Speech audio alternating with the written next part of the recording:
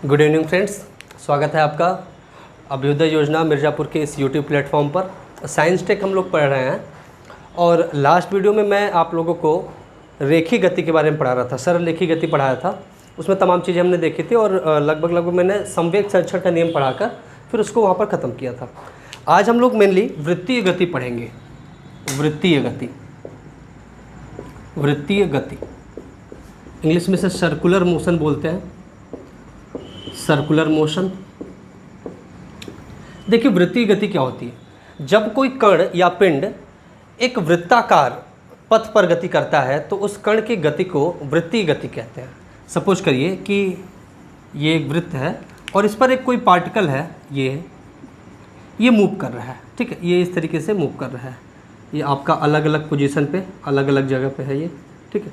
इस तरीके से एक पार्टिकल मूव कर रहा है तो इस पार्टिकल का जो मोशन है इसे हम लोग कहेंगे वृत्तीय गति, ठीक है, क्योंकि यह वृत्ताकार पथ पर गति कर रहा है। तो कोई पिंड या कण जब एक वृत्त के परिधि पर गति करता है तो उसे हम वृत्तीय गति कहते हैं, ठीक है। अब आप कहोगे सर ये पूरा जब पूरे के पूरे चक्कर लगाए, गोला बनाए तभी वृत्तीय गति होगी? नहीं, ऐसा नहीं है। जैसे मान लीजिए कोई पिंड यहाँ से चला और एक चाप के आकार पर गति यहाँ से करके यहाँ पहुँच गया, पॉइंट ए से पॉइंट बी तक, तो ये भी एक वृत्तीय ही गति हुई। यह गति भी कैसी हुई? इसकी वृत्तीय गति ही हुई, क्योंकि यह एक वृत्त का भाग ही तो है, एक वृत्त का भाग ही तो है, तो इसको भी एक वृत्तीय गति कहते हैं। उदाहरण के तौर पे समझिए, जब आप रोड पर या मोड़ पर अपनी बाइक को या अपनी कार को थोड़े ही समय के लिए, लेकिन आप जब घुमाते हो, जब मुड़ाते हो, मोड़ पर आप घूमते हो, तो वहाँ पर जो गति होती है वह वृत्तीय गति ही होती है, उसे भी हम लोग वृत्तीय गति ही कहते हैं, ठीक है। अब हम लोग आगे समझते हैं वृत्तीय गति के बारे में। देखिए वृत्तीय गति को और बढ़िया समझने से पहले दो बात हम लोग समझ लेते हैं। एक तो आपका एक समान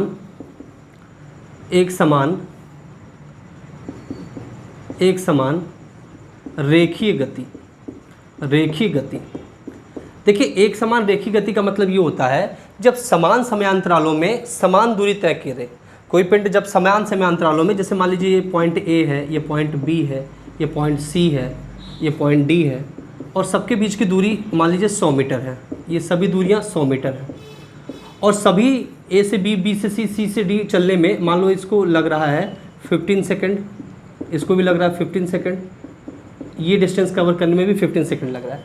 जब कोई पिंड समान समय में समान दूरी तय करे, समान समयांतराल में समान दूरी तय करे, तो इसका ए और बी सी और डी के बीच की जो इसकी चाल होगी वो समान होगा, ठीक है।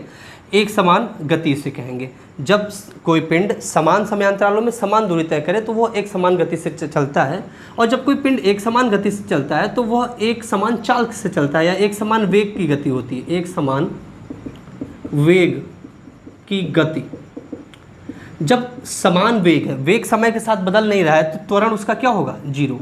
एक समान वेग से गति करते हुए पिंड का जो त्वरण होगा वो जीरो होगा। एक समान जो आपकी रेखीय गति होती है उसमें त्वरण क्या होगा? पिंड का जीरो होगा, क्योंकि जब वेग परिवर्तित ही नहीं हो रहा तो उसमें त्वरण क्या हो जाएगा? जीरो, क्योंकि त्वरण होता क्या है? वेग परिवर्तन की दर।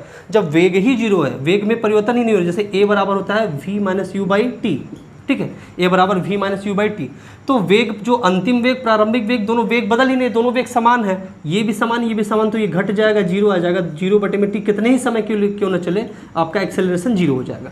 तो एक समान रेखीय गति या एक समान वेग से जो गति होती है उसमें त्वरण क्या होता है? पिंड का शून्य होता है। लेकिन अब अगर हम लोग बात करें एक समान वृत्तीय गति की, हम लोग बात करें एक समान वृत्तीय गति की, एक समान वृत्तीय गति, यूनिफॉर्म सर्कुलर मोशन, वृत्तीय गति इंग्लिश में से यूनिफॉर्म सर्कुलर मोशन कहेंगे, uniform circular motion, uniform circular motion, एक समान वृत्तीय गति। देखिए एक समान वृत्तीय गति का मतलब ये हुआ कि पथ के प्रत्येक बिंदु पर वेग का परिमाण, अर्थात पिंड की चाल समान, ठीक है। जब वृत्तीय गति करते हुए किसी पिंड के हर प्रत्येक बिंदु पर उसकी चाल समान हो, चाल समान होने का वेग का परिमाण मतलब चाल समान, उसका मतलब मैग्नीट्यूड जो मान हो, जैसे मान लीजिए कि 3 किलोमीटर प्रति घंटा, ठीक है, ये उसका परिमाण है, ये इसकी चाल है। यह समान हो तो उसे हम कहते हैं यूनिफॉर्म सर्कुलर मोशन, एक समान वृत्तीय गति। मतलब अगर यहाँ पर भी पिंड की चाल देखो तो 3 किलोमीटर प्रति घंटा है, यहाँ पर भी देखो पिंड की चाल तो 3 किलोमीटर प्रति घंटा है, यहाँ पर भी चाल देखो तो 3 किलोमीटर प्रति घंटा है, यहाँ पर भी चाल देखेंगे तो 3 किलोमीटर प्रति घंटा है। तो हम कहेंगे ये एक समान वृत्तीय गति है। लेकिन क्या एक समान वृत्तीय गति में पिंड का जो त्वरण होता है वह शून्य होगा कि नहीं? जैसे कि एक समान रेखीय गति, एक समान वेग से करता हुआ रेखीय गति जो होता था, उसमें जो स्ट्रेट लाइन मोशन होती थी, उसमें कण का जो या पिंड का जो त्वरण होता था वो शून्य होता था। लेकिन क्या यहाँ पर शून्य होगा कि नहीं? आइए देखते हैं। देखिए, एक समान वृत्तीय गति पिंड ये कर रहा है, तो वृत्तीय गति करते हुए पिंड का अगर हम वेग देखना चाहें, वेग देखो एक सदिश राशि है। वेग कैसी राशि है? सदिश राशि है। वेग सदिश राशि है आपका, ये वेक्टर क्वांटिटी है। वेग वेक्टर क्वांटिटी मतलब इसके लिए, इसको समझने के लिए, इसके रिप्रेजेंटेशन के लिए हमें दिशा, दैट इज डायरेक्शन और साथ ही साथ परिमाण, दैट इज मैग्नीट्यूड, हमें दोनों की आवश्यकता पड़ती है। तो वेग अगर देखो, किसी वृत्तीय गति करते हुए पिंड का वेग समझना चाहते हो तो जिस बिंदु पर देखना चाहते हो उस बिंदु पर आप स्पर्श रेखा खींच दो, और स्पर्श रेखा की जो दिशा होगी उसी दिशा में आपका पिंड का वेग हो। तो यहाँ पर वेग इस दिशा में होगा। इस बिंदु पर देखो तो स्पर्श रेखा ऐसे खींचोगे आप, और वेग की दिशा ये होगी। इस बिंदु पर खींचना चाहोगे तो इसकी वेग की दिशा इस दिशा में होगी। इस बिंदु पर खींचना चाहो तो वेग की दिशा ये होगी। तो आप देख रहे हो कि हर बिंदु पर ये जो पिंड है वो उसके वेग की दिशा क्या हो रही है? बदल रही है। जैसे आपको यहाँ पर अगर देखना हो तो यहाँ पर आपको स्पर्श रेखा खींचनी पड़ेगी इस तरीके से, तो वेग की दिशा ये हो जाएगी। हर क्षण हर बिंदु पर पिंड के वेग की दिशा बदल रही है। तो दिशा बदल रही है, दिशा बदल रही है, लेकिन मैग्नीट्यूड स्थिर है, कांस्टेंट है। लेकिन दोनों में से अगर एक भी बदल रहा है तो इसका मतलब वेग बदल रहा है, और वेग बदल रहा है इसका मतलब वेग परिवर्तित हो रहा है, और वेग परिवर्तन जब होता है तो कुछ न कुछ त्वरण होगा, वहाँ पर त्वरण शून्य नहीं होगा। तो एक समान वृत्तीय गति में त्वरण शून्य नहीं होता, जबकि एक समान रेखीय गति में त्वरण शून्य होता है, लेकिन एक समान वृत्तीय गति में त्वरण शून्य नहीं होता। क्यों नहीं होता? क्योंकि हर क्षण हर बिंदु पर वेग की दिशा बदल रही है। दिशा बदल गई तो आपका वेग परिवर्तित हो गया, और वेग परिवर्तित हो गया तो उसमें कुछ न कुछ त्वरण है, अर्थात एक समान वृत्तीय गति में त्वरण शून्य नहीं होता। ये बात आपको समझनी थी, तो मैंने वो चीज़ समझाया। अब हम लोग देखते हैं कि कोणीय विस्थापन क्या होता है। एंगुलर डिस्प्लेसमेंट, कोणीय विस्थापन क्या होता है। देखिए, कोणीय विस्थापन को समझते हैं हम लोग कि कोणीय विस्थापन क्या होता है। एंगुलर डिस्प्लेसमेंट या कोणीय विस्थापन समझते हैं। कोणीय विस्थापन क्या होता है, चलिए देखिए, कोणीय विस्थापन को समझते हैं। कोणीय विस्थापन इंग्लिश में से आप बोलोगे एंगुलर डिस्प्लेसमेंट। क्या होता है कोणीय विस्थापन? देखिए, मान लो एक ये वृत्ताकार पथ पर एक पिंड, ये इस वृत्ताकार पथ का ये मतलब ये जो वृत्त है उसका केंद्र है, और कोई एक बिंदु है A, यहाँ पर एक कोई पिंड है, यहाँ से गति करता करता ये बिंदु B पर पहुँच गया। ठीक है, तो अगर देखा जाए तो यहाँ से यहाँ ये घूम गया। मान लो ये जो कोण घुमा डेल्टा थीटा है, और इसको डेल्टा टी समय लगा इसको यहाँ से यहाँ घूमने में, और इसने अगर इसकी रेखीय दूरी देखा जाए तो यहाँ से A से B तक ये डेल्टा S चला, और R वृत्त की त्रिज्या है। तो जो कोणीय विस्थापन होता है ना, कोणीय विस्थापन यहाँ से यहाँ ये चला, तो ये डिस्प्लेसमेंट हुआ, तो ये तो आपका रेखीय दूरी हुई, रेखीय विस्थापन, ये रेखीय दूरी चला, रेखीय दूरी।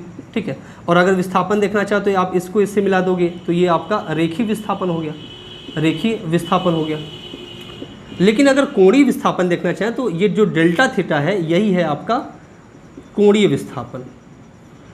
विस्थापन, एंगुलर डिस्प्लेसमेंट, कोणीय विस्थापन। ठीक है, ये आपका कोणीय विस्थापन है। कितना कोण ये घूम गया, यह कितना कोण बिंदु A से B पहुंचने में ये जो पिंड है यह कितना कोण घूम गया, यही कहलाता है कोणीय विस्थापन। देखो, कोण बराबर चाप बटे में त्रिज्या होती है, कोण बराबर चाप बटे में त्रिज्या ये होती है। तो कोण कितना घूमा, डेल्टा थीटा, चाप कितना घूमा, डेल्टा S, और कितनी त्रिज्या है, R। तो कोण ये जो कोणीय विस्थापन है इसका सूत्र क्या हो गया, डेल्टा थीटा बराबर डेल्टा एस बाई आर। ठीक है, तो ये चीज़ें आपको पता होंगी तो आप उसको कर लेंगे। अब अगर हम लोग कोणीय वेग की बात करें, कोणीय वेग की बात करें, ठीक है, एंगुलर वेलोसिटी, कोणीय वेग की बात करें, तो उससे पहले एक बात मैं और कर लेना चाहूँगा। ये जो कोणीय विस्थापन है यह सदिश राशि है। कैसी राशि है? सदिश राशि है, वेक्टर क्वांटिटी है। और इसके जो मात्रक होता है, कोणीय विस्थापन का मात्रक होता है, ये होता है रेडियन। रेडियन, ठीक है, रेडियन। कोणीय विस्थापन का मात्रक होता है रेडियन। और अगर इसका विमीय सूत्र लिखना चाहें आप, विमीय सूत्र, तो इसका विमीय सूत्र होता है m0 L0 T0। ठीक है, मतलब इसको mass that is KG metre और समय सेकंड में व्यक्त नहीं किया जाता है, तो इस तरीके से विमाहीन राशि हो गई। ठीक है, और मात्रक इसका होता है रेडियन। अब अगर कोणीय वेग की बात करें, देखो अगर हम लोग कोणीय वेग को देखें तो कैसे कहेंगे, एकांक समय में हुए कोणीय विस्थापन को कोणीय वेग कहते हैं। एकांक समय में हुए कोणीय विस्थापन को कोणीय वेग कहते हैं। तो कोणीय वेग बराबर हो जाएगा कोणीय विस्थापन, कोणीय विस्थापन बटे में समयांतराल, समयांतराल। ठीक है, तो डेल्टा टी समय में अगर मान लो डेल्टा थीटा इसमें कोणीय विस्थापन हो गया, तो जो कोणीय वेग है इसको हम लोग ओमेगा से दर्शाते, तो ओमेगा बराबर delta theta by delta T हो जाएगा। Delta theta by delta T हो जाएगा। डेल्टा टी टाइम में अगर कोणीय विस्थापन पिंड का डेल्टा थीटा है तो कोणीय वेग हो जाएगा ओमेगा, ओमेगा से इसको रिप्रेजेंट करते हैं, ओमेगा बराबर delta theta by delta T. कोणीय वेग भी एक सदिश राशि है, यह भी एक सदिश राशि है। कोणीय वेग भी एक सदिश राशि है। इसका जो मात्रक होता है वो होता है रेडियन प्रति सेकंड। ठीक है, रेडियन प्रति सेकंड। और इसका जो विमीय सूत्र होगा, विमीय सूत्र जो होगा इसका वो हो जाएगा टी के पावर -1, क्योंकि सेकंड नीचे है ना, ऊपर जाएगा टी के पावर -1। तो ये कोणीय वेग हुआ, यह कोणीय वेग हुआ। नेक्स्ट अगर हम लोग वृत्ताकार गति करता हुआ, वृत्तीय गति करते हुए पिंड के आवर्तकाल और आवृत्ति की बात करें तो क्या कह सकते हैं, देखिए वह समय जिसमें कोई वृत्तीय गति करता हुआ पिंड अपना एक पूरा चक्कर लगा लेता है उसे हम आवर्तकाल कहते हैं। ठीक है, उसे हम आवर्तकाल कहते हैं। और एक सेकंड में लगाए गए चक्करों की जो संख्या होती है उसे हम आवृत्ति कहते हैं। ठीक है, तो आवर्तकाल और आवृत्ति देखिए, आवर्तकाल इसको इंग्लिश में टाइम पीरियड बोलते हैं, टाइम पीरियड बोलते हैं। और आवृत्ति, आवृत्ति इसे बोलते हैं फ्रीक्वेंसी, इसे बोलते हैं फ्रीक्वेंसी। दोनों को समझ लेते हैं।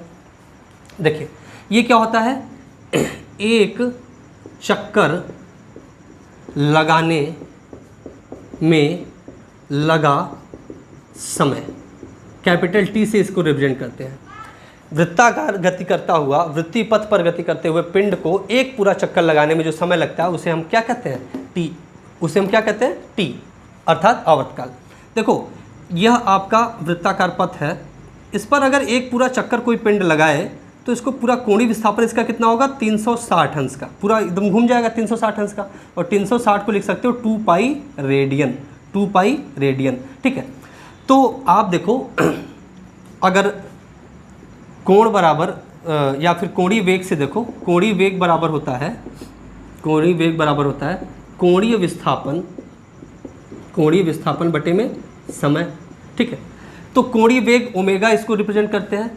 कोणीय विस्थापन एक चक्कर में कितना हुआ, 2 पाई का, कितना कोण घूमा, पूरा एक चक्कर घूमने में 360 अंश, 360 अंश को 2 पाई रेडियन लिखते हैं। तो 2 पाई घूमा और समय कितना लिया, टी, आवर्तकाल के बराबर। तो ओमेगा बराबर 2 पाई बाई टी, या टी बराबर लिख सकते हो 2 पाई बाई ओमेगा। ठीक है, ये एक फॉर्मूला यहाँ से बन के आता है। आवृत्ति क्या होता है, एक सेकंड में चक्करों की संख्या, चक्करों की संख्या, कितना रोटेशन हुआ, कितनी बार चक्कर लगा एक सेकंड में, उसे हम लोग कहते हैं फ्रीक्वेंसी। ठीक है, आवृत्ति, इसको स्मॉल n से रिप्रेजेंट करते हैं या f से भी रिप्रेजेंट करते हैं। तो n जो होता है देखिए एक चक्कर, और देखो आवर्तकाल और आवृत्ति में एक संबंध देख लीजिए, आवर्तकाल एवं आवृत्ति में संबंध, संबंध देखिए t बराबर होता है 1/n या n बराबर होता है 1/t। व्युत्क्रम का संबंध होता है, व्युत्क्रम का संबंध होता है। आप ऐसे भी समझ सकते हो, ठीक है, कि t समय में चक्कर बराबर 1, तो 1 सेकंड में चक्कर संख्या 1/t, ठीक है भाई। t सेकंड में या t समय में, t सेकंड में चक्करों की संख्या 1 है, तो 1 सेकंड में कितना हो जाएगा 1/t, और 1 सेकंड में जो चक्रों की संख्या होती है उसी को आवृत्ति कहते हैं, तो n बराबर 1/t ऐसे लिख सकते हो, ठीक है। तो यहाँ से अगर लिखना चाहो तो आप यहाँ लिख सकते हो ओमेगा बराबर 2π तो है ही, 1/t को n लिख लोगे तो 2πn, ओमेगा बराबर 2πn। तो ओमेगा और t में ये संबंध है, ओमेगा और n में ये संबंध है। तो हमने आवर्तकाल और आवृत्ति को भी समझा, आवर्तकाल और आवृत्ति को भी समझा। अब हम लोग देखने चल रहे हैं रेखीय वेग और कोणीय वेग में संबंध, रेखीय वेग और कोणीय वेग में संबंध, रेखीय वेग और कोणीय वेग में संबंध देखने चल रहे हैं। Relation between angular velocity and linear velocity. Now we will see the relation between angular velocity and linear velocity. रेखीय वेग और कोणीय वेग में संबंध, रेखीय वेग एवं कोणीय वेग में संबंध, रेखीय वेग एवं कोणीय वेग में संबंध। रेखीय वेग को हम लोग स्मॉल v से डिनोट करते हैं, कोणीय वेग को हम लोग ओमेगा से डिनोट करते हैं। और इसमें जो संबंध होता है वो होता है v बराबर r ओमेगा, मतलब रेखीय वेग बराबर त्रिज्या गुणे कोणीय वेग, त्रिज्या गुणे कोणीय वेग, ठीक, v बराबर r ओमेगा, ठीक। रेखीय वेग बराबर त्रिज्या गुणे कोणीय वेग, ये संबंध होता है, ठीक है। अब हम लोग वृत्तीय गति को थोड़ा और एनालाइज करते हैं, अभिकेंद्र त्वरण, अभिकेंद्र बल और अपकेंद्र बल की चर्चा करते हैं। अभिकेंद्र बल, अपकेंद्र बल, इन सभी चीज़ों की चर्चा करते हैं, ठीक है। आइए देखते हैं, आइए देखिए, मान लीजिए यह एक वृत्ताकार पथ है, इस तरीके से यह एक वृत्ताकार पथ है और इस पर हम लोग समझने चल रहे हैं, ठीक। यह वृत्त का केंद्र है, समझ लीजिए, मान लीजिए वृत्त का केंद्र है, ठीक है। अब कोई पिंड मान लीजिए इस वृत्ताकार पथ पर गति कर रहा है, ठीक है, इस तरीके से इसकी गति है। अगर इस पिंड के इस बिंदु पर इस पिंड के स्पर्श रेखा खींच दी जाए इस तरीके से, तो यह वेग की दिशा होगी, वेग की दिशा, थोड़ा और नीचे लिखता हूँ, वेग की दिशा होगी, ठीक। हमने बताया था वेग की दिशा क्या होगी, स्पर्श रेखा से आप निकाल सकते हैं, ये वेग की दिशा है, ठीक है, ठीक। मैग्नीट्यूड आप इसका कुछ भी ले सकते हैं, ये वेग की दिशा होगी। अब कोई पिंड वृत्तीय गति कैसे कर पाता है या कौन उत्तरदायी होता है किसी पिंड के वृत्तीय गति करते रहने की।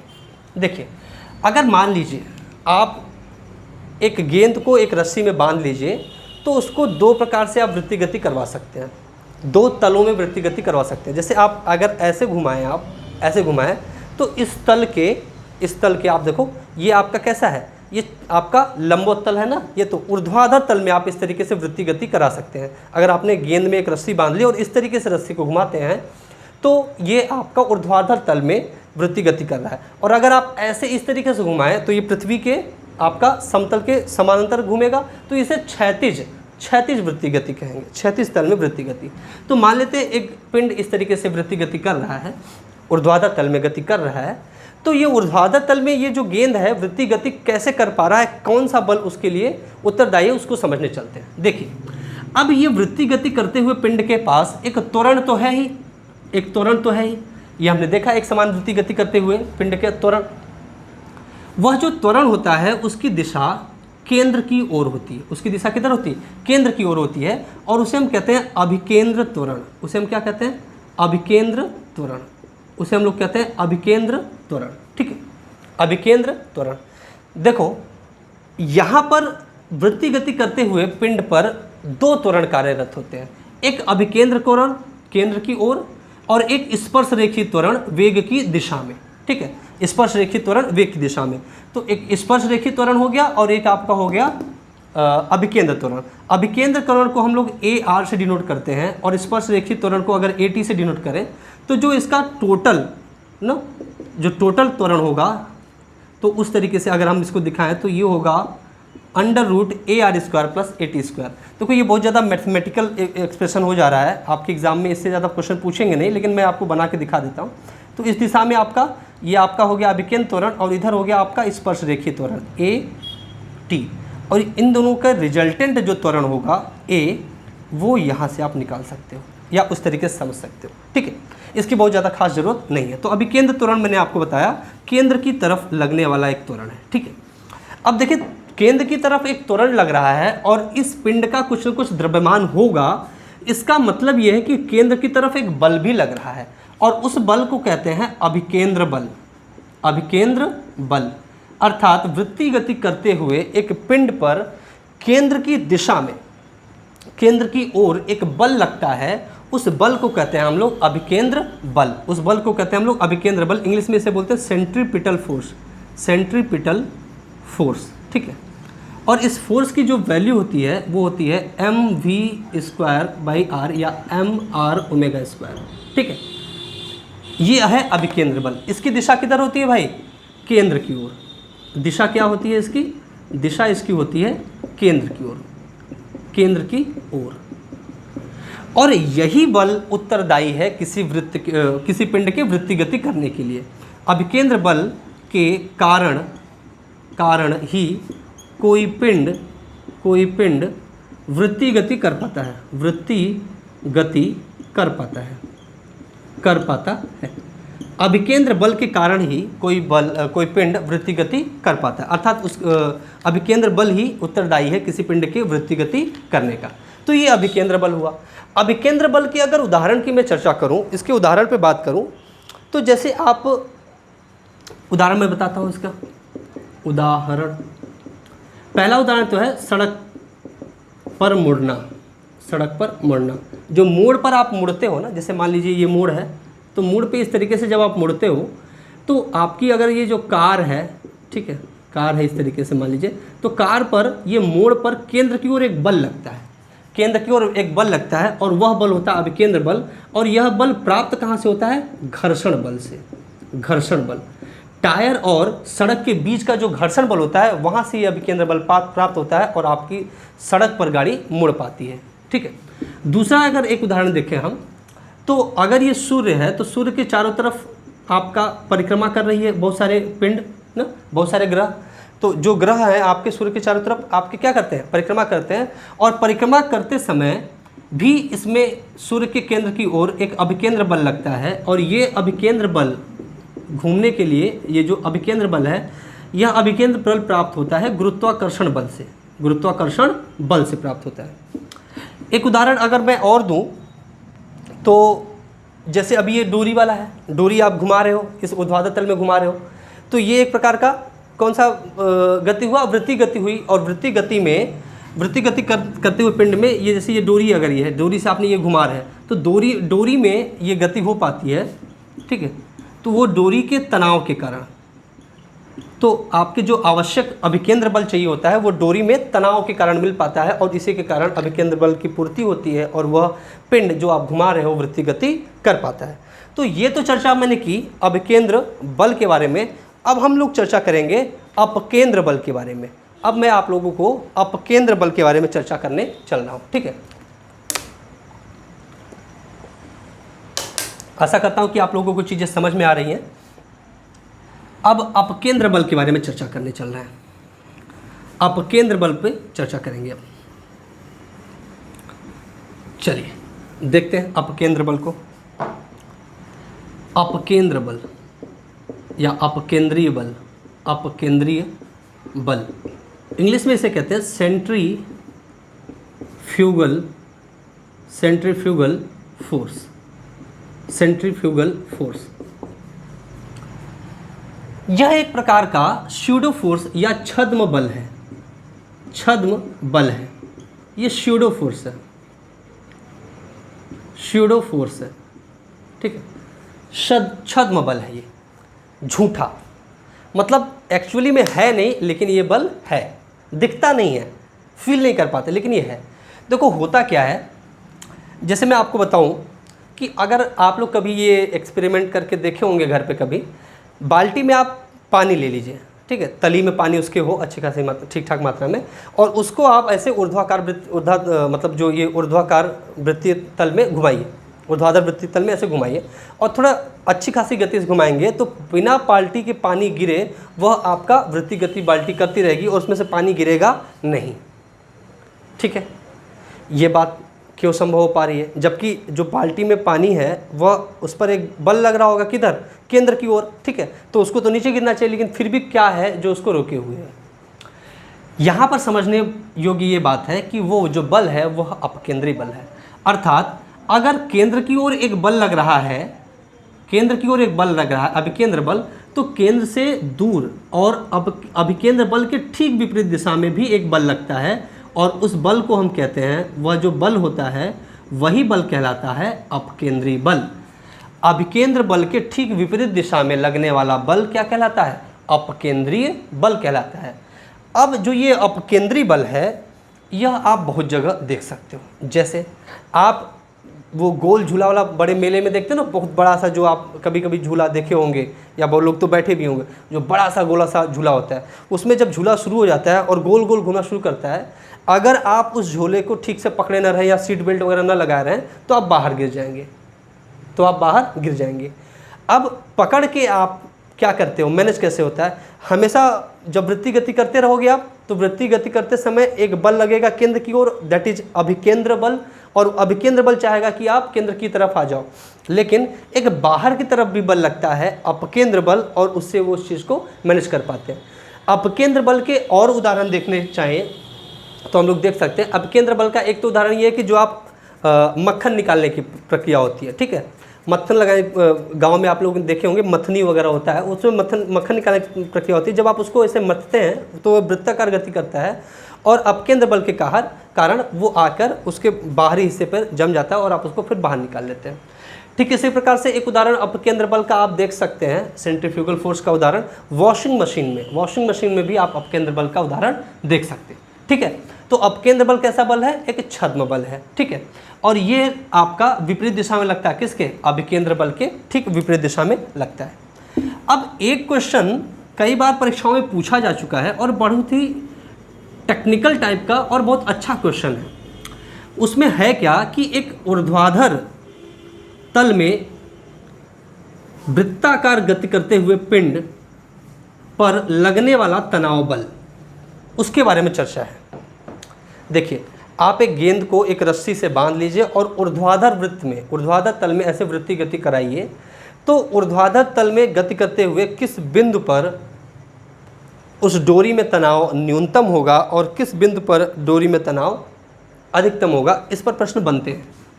देखिए किस तरीके से, जैसे मान लीजिए यह एक वृत्ताकार गति करता हुए पिंड की स्थिति में दिखाने चल रहा हूँ। 4 उसकी स्थितियाँ लेता हूँ, मेनली 3 से ही काम हो जाएगा क्योंकि ये और ये स्थिति लगभग समान है, तो 3 ही ले लेता हूँ। तो मान लो एक समय पिंड इस स्थिति में है, एक समय जो गेंद है वो यहाँ पर है और एक समय गेंद यहाँ है। ठीक है, ये पॉइंट ए है, पॉइंट बी है, ये पॉइंट सी है, ये उच्चतम बिंदु है, उच्चतम बिंदु। ठीक है, ये पॉइंट, ठीक है, या फिर इसको बिंदु छोड़ो, बस आप इसे देखो, ये उच्चतम बिंदु है। ये सबसे, ये जब आप ऐसे घुमा रहे हो तो ये जो सबसे ऊपर पहुंच रहा है तो ये उच्चतम बिंदु, ये निम्नतम बिंदु है, ये क्षैतिज तल में आपका क्षैतिज बिंदु है। ठीक है, तो किस बिंदु पर इस डोरी में तनाव, जो बांध के आप घुमा रहे हो, डोरी में तनाव सर्वाधिक होगा? मान लीजिए त्रिज्या इसकी आर है, जिस डोरी पे आप घुमा रहे हो वो त्रिज्या आर है, ये ओ उसका वृत्त का केंद्र है। अब तीनों बिंदु पर आप तनाव देखते हैं, तो ए पर तनाव देखने चलते हैं हम लोग। ए पर तनाव कितना है? ए पर तनाव कितना है? देखिए, ए पर अगर हम लोग इस बिंदु को, इस गेंद पर लगने वाले बलों को अगर हम लोग आकलित करें और इस लगने वाले बल को देखें हम लोग, तो देखिए तनाव क्या होता है। किसी डोरी में तनाव, अगर तनाव की दिशा आप बनाना चाहते हो, किसी डोरी में तनाव की दिशा बनाना चाहते हो, तो जिस बिंदु पर तनाव देखने चाहते हो उससे आप दूर होते समय तनाव को देख पाते, away from the point. Tension in a string, tension in a string, एक डोरी में तनाव है उसकी दिशा आप कैसे बनाते हो, दिशा कैसे बनाते हो, away from the point, away from the point, जिस बिंदु पर आप देना चाहते हो उससे दूर, मतलब दूर होते हुए। तो इस बिंदु पर या इस तरफ लगेगा तनाव, इस बिंदु पर इस तरफ तनाव लगेगा, इस बिंदु पर अवे फ्रॉम द पॉइंट इस तरफ तनाव लगेगा। तो अगर एक पॉइंट ए के लिए अगर आप लोग हम बनाएं, इस गेंद पर लगने वाले बलों को बनाएं, तो एक तो नीचे की तरफ तनाव लग जाएगा। किसी भी पिंड का जो भार होता है वो सदैव ऊर्ध्वाधर नीचे की तरफ लगता है, पृथ्वी के केंद्र की तरफ भार लगता है। तो एक बल और लगेगा इस पर mg, एक बल और लगेगा इस पर mg। और ये दोनों बल लगने के बावजूद यह पिंड वृत्तीय गति कर पा रहा है, उसके विपरीत एक बल और लग रहा है, वह है अपकेंद्र बल mv²/r। ठीक है, अभिकेंद्र बल के बराबर ही। इन दोनों को अगर आप लोग बैलेंस कर देखिए, ये ऊपर लगने वाला फोर्स, ये नीचे वाला लगने वाला फोर्स, टोटल फोर्स बैलेंस रहेगा तभी आपका काम चलेगा। तो T + mg, ये नीचे बल लग रहा है, ऊपर बल क्या लग रहा है mv²/r। तो यहाँ से T, ये TA है ना, टेंशन एट A।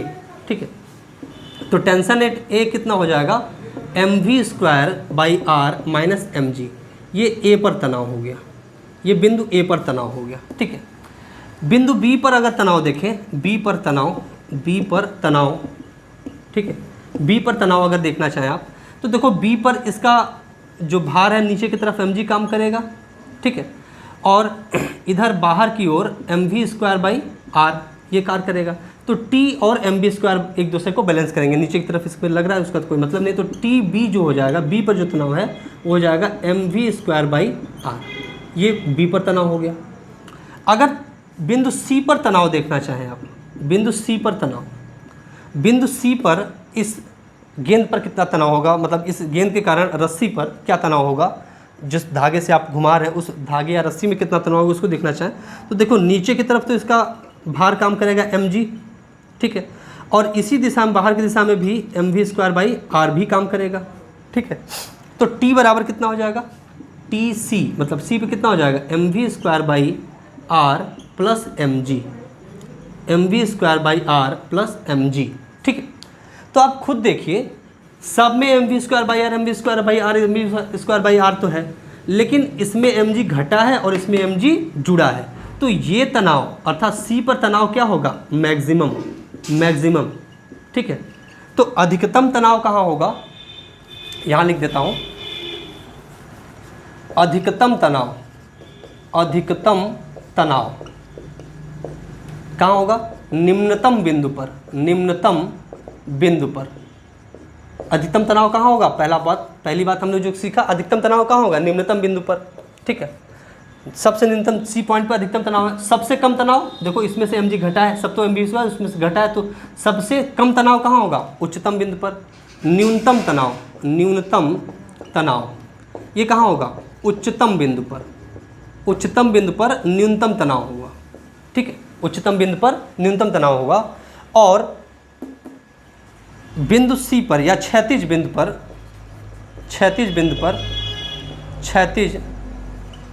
पर तनाव अभिकेंद्र बल के बराबर होगा, क्षैतिज बिंदु पर तनाव कितना होगा, अभिकेंद्र बल के बराबर होगा। तो इस पर क्वेश्चन अच्छे खासे बने हैं। ठीक है, तो इस बात को आप लोग ध्यान समझ लीजिए, और स्क्रीनशॉट लेना चाहे तो ले सकते हैं। थोड़ा सा मैथमेटिकल एक्सप्रेशन मैंने यहाँ पे कराया। ठीक है, और मैंने आप लोग को टोटल एकदम डीप इसको समझाने की कोशिश की है। आशा करता हूँ समझ में भी आया होगा। जो स्टूडेंट मैथमेटिक्स बैकग्राउंड के रहे होंगे या साइंस बैकग्राउंड के रहे होंगे, 12th में साइंस पढ़ी होगी, जिन्होंने फिजिक्स पढ़ी होगी, उनको ये बड़ी आसानी से समझ में आ गया होगा, क्योंकि 12th में ये चीज़ें डिराइव भी कराई जाती हैं। और जिनको थोड़ी सी साइंस में दिक्कत होती है, वो कम से कम इतना तो ध्यान याद कर लिए कि अगर ऐसी स्थिति बनती है तो किस बिंदु पर तनाव अधिकतम होता है और किस बिंदु पर तनाव न्यूनतम होता है। तो इस वीडियो में मैंने आप लोगों को मेनली वृत्तीय गति के बारे में चर्चा की, और वृत्तीय गति के बारे में बहुत सारे पॉइंट को बताया गया। ठीक है, अगली वीडियो में हम लोग आगे पढ़ेंगे, और आप लोग घर पर बैठ के पढ़ाई लगातार करते रहिए। कोरोना पेंडेमिक की स्थिति आप लोग देख रहे हैं, बड़ी भयावह है, हालांकि इस समय कुछ सुधार देखने को मिल रहा है, लेकिन फिर भी जब तक क्लासेस ऑफलाइन नहीं चल रही हैं, फिजिकल क्लासेस नहीं अलाउ हो रही हैं गवर्नमेंट के द्वारा, आप लोग ऑनलाइन बैठ के आराम से पढ़िए। आज ये वीडियो थोड़ा सा लेट से अपलोड हो पा रहा है, लेकिन आप लोग यूपीएससी या यूपीपीएससी एस्पिरेंट है तो आप लोगों से इतनी आशा की जाती है कि आप लोग एफर्ट डालिए और रात में भी पढ़ाई करिए। ठीक है, अगले वीडियो में मिलते हैं, तब तक के लिए।